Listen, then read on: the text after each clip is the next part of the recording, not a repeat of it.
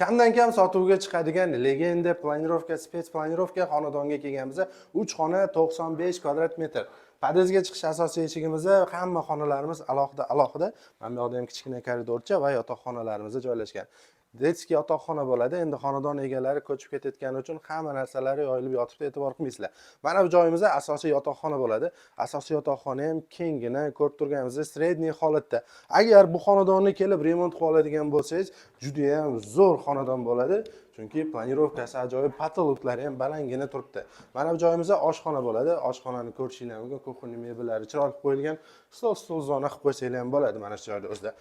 Xo'p, sanuzellarimiz ham razdelli joylashgan ekan. Mana bu joyda hojatxonani ko'rishingiz mumkin va yuvinish xonamiz ham juda ham kengina joylashgan. Ayrim xonadonlarni detskiy xonasini o'lchamida turibdi. Mana bu joyimizda esa kladovkamiz kichkinagina va mehmonxonani ko'rishingiz mumkin. Mehmonxonaning uzunligini qarang, o'zi ham 7 metrmi, 8 metrmi, juda ham uzun, fayzli xonadon ekan. Manzilimizga keladigan bo'lsak, Chilonzor 20-kvartal shundoqqina Aygen Chavraxani oldida joylashgan 4 qavatli binoning 2-qavatida 95 kvadrat metr. Agar sizga qiziq bo'ladigan bo'lsa, mana bu nomerlarga telefon qiling, batafsil ma'lumot olsanglar bo'ladi.